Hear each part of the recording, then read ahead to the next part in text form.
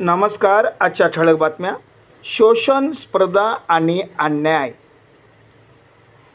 शाहीर दत्ता तुमवाड आणि वार्ता संकलन संपादक चंपतराव डाकुरे पाटील कुंचिलीकर. जिथे शोषण आहे तिथे स्पर्धा आहे, जिथे स्पर्धा आहे तिथे अन्याय आहे.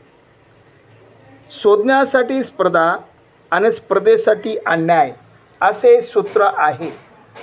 जिथे शोषण, शोषणाची स्पर्धा, शोषणाची शिकवण, स्पर्धेची शिकवण, अन्यायाची भलावण म्हणजे पाठराखण, तिथे विषमता असते, नव्हे निर्माण होते. समतेच्या, स्वतंत्राच्या, बंधुतेचा अंत असतो. शोषण हे प्रत्येक क्षेत्रात असते.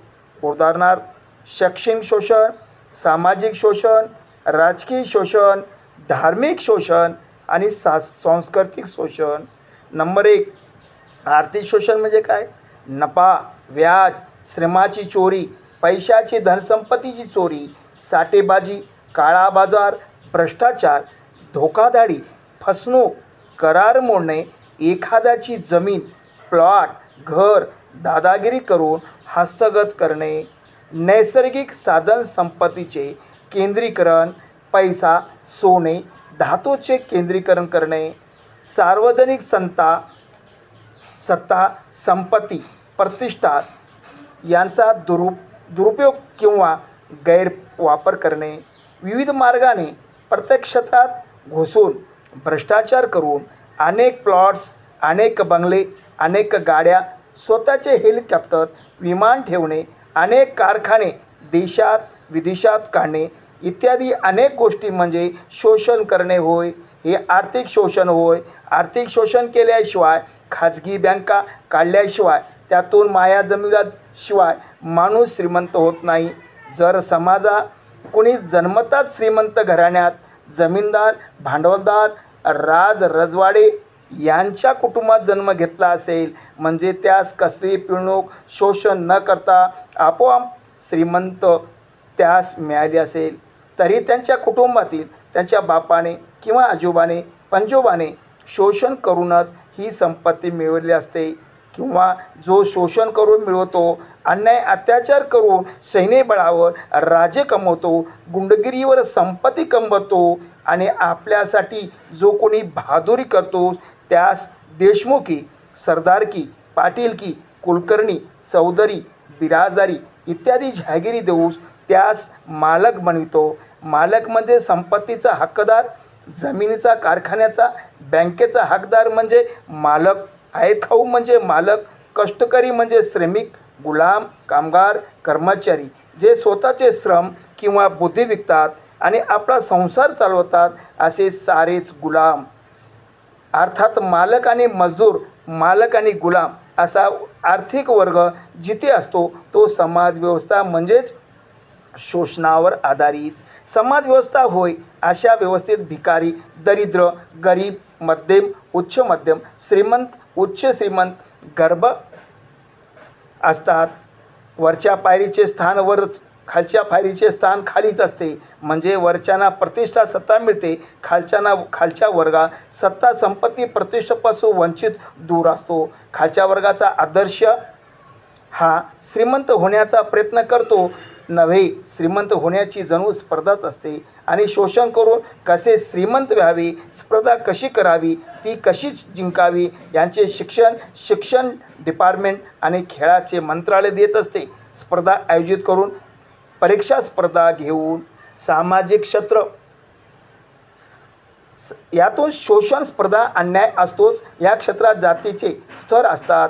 6500 जातीच्या पायऱ्या, सामाजिक वर्ग, सामाजिक ग्रुप समूह आहेत. उतरंड आहे, मजल्यातील इमारत आहे. जातीच्या या पायऱ्या, मजले उतरणे म्हणजे सामाजिक विषमता होय.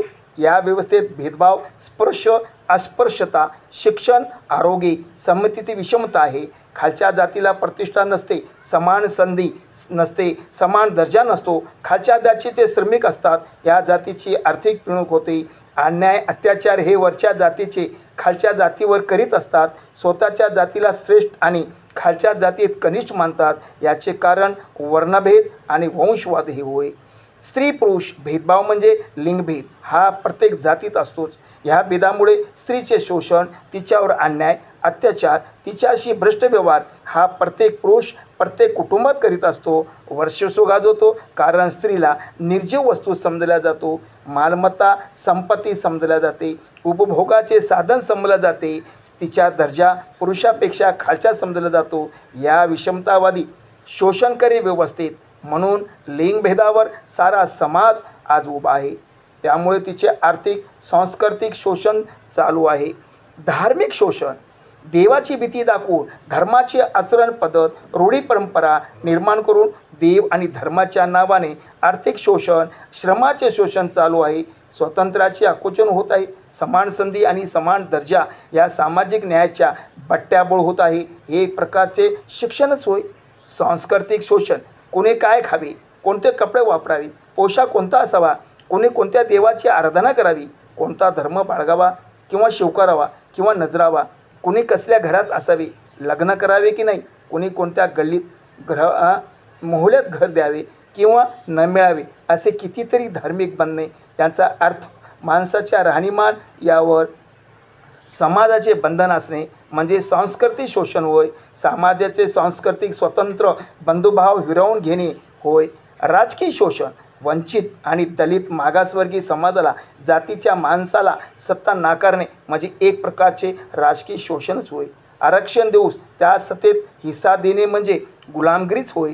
एकीकडे खालच्या वरची जात अशी व्यवस्था निर्माण करायची, गरीब श्रीमंत असे वर्ग निर्माण करायचे, धर्म समजून करायचे, जाती मजबूत करायच्या, वर्ग मजबूत करायचे, त्यांच्या स्पर्धा लावायचे, भांडणे लावायची, सबल आणि दुर्बलता स्पर्धा लावायची आणि त्यात आपणच म्हणजे सबलीनीच जिंकायचे. हे षडयंत्र या विषमवादी व्यवस्थेने असते. यातून दुर्बलांना संधी देऊन सबळांना पंक्तीत आणण्याचे या नावाखाली सामाजिक न्याय म्हणून आरक्षण द्यायचे, त्यांना सत्तेचे, संपत्तीचे भांडवलदार, जमीनदाराचे गुलाम म्हणून कायम ठेवायचे. हा कसला न्याय? ही कसली समता? हा कसला बंधुभाव? हे कसले स्वातंत्र्य? ही तर एक प्रकारची शोषण पद्धतच होय. ज्यातून गुलामी निर्माण होते ती पद्धत म्हणजे शोषण होय. सत्तेची गुलामगिरी म्हणजे मालक होणे नव्हे तर नोकर होऊन राहणे होय. नोकर कर्मचारी म्हणजे सांगकाम्याच होय. म्हणून हे राजकीय शोषण आहे. मानवी जीवनातील आर्थिक, सामाजिक, राजकीय, धार्मिक, सांस्कृतिक अशी 5 अंगे आहेत. या सर्वच अंगाने माणसाचे शोषण केले जाते. कारण शोषणकारी आणि दमनकारी, अन्याय अत्याचार करणारी व्यवस्था म्हणजे विषमवादी व्यवस्था असते. ही व्यवस्था उलटून पाडून त्या ठिकाणी समतेवर आधारित समाज व्यवस्था आणल्याशिवाय शोषण, स्पर्धा, अन्याय नष्ट होणार नाहीत. हे चालूच राहणार आहेत. कितीही आंदोलनं करा, उपयोग नाही. शेवटी जबरदस्त आंदोलन करावे लागले ते म्हणजे क्रांती जिंदाबाद. यांचे लेखक दत्ता तुमवाड, सत्यशोधक समाज, नांदेड.